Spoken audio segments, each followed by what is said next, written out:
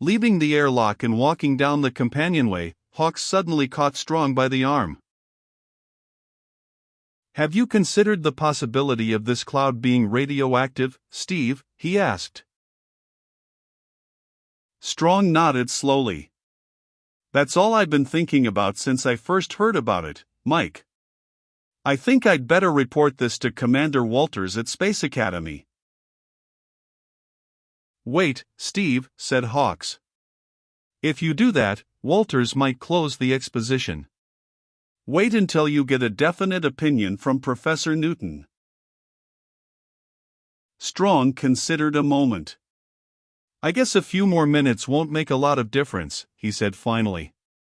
He realized how important the exposition was to his old friend. But at the same time, he knew what would happen if a radioactive cloud suddenly settled on the city of Venusport without warning. "Come on.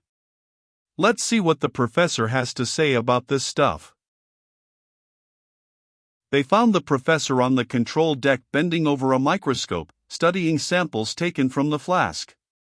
He peered intently into the eyepiece, wrote something on a pad, and then began searching through the pages of a reference book on chemicals of the solar system. Lieutenant Claude stepped up to Hawks and saluted sharply. "Power deck reports they've got a clogged line, sir. It's in the gas exhaust."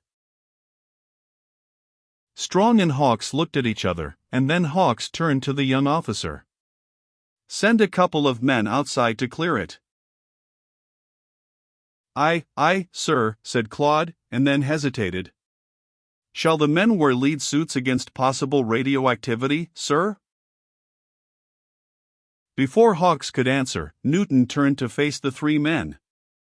The professor was smiling. "No need to take that precaution, Lieutenant.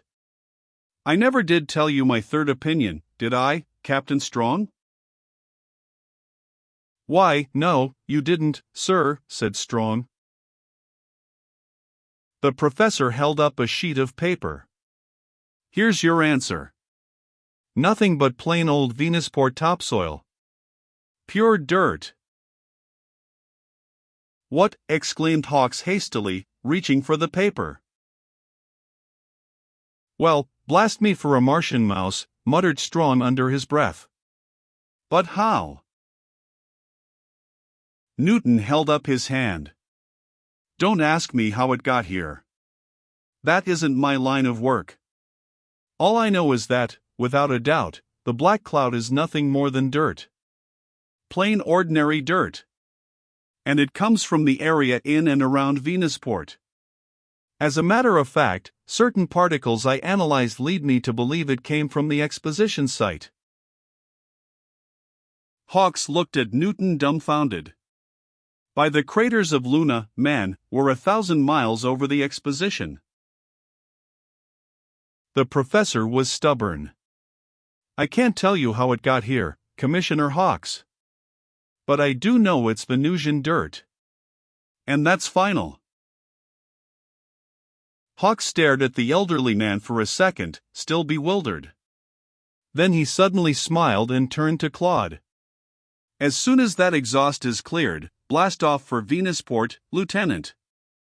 I'm going to find out who dirted up the sky."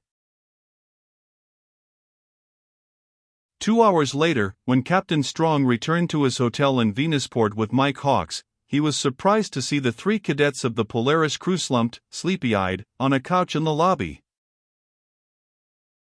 "What are you doing here, boys?" he asked. The 3 cadets came to attention and were wide awake immediately. Tom quickly related their suspicions of Wallace and Sims. "And we've watched them every night, sir," Tom concluded.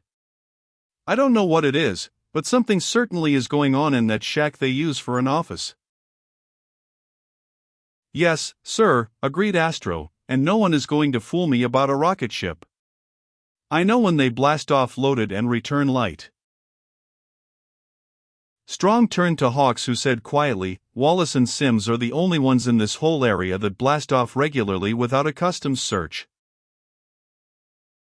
You mean, stammered Strong, Wallace and Sims are dumping, he could hardly say the word, dirt in space?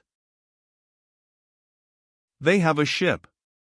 The cadets say the ship blasts off loaded and returns light. And we've got the sky full of dirt. Venusian dirt. But why? I suggest we go out to the exposition grounds right now and ask them, said Hawks coldly. And believe me, they'd better have some rocket-blasting good answers.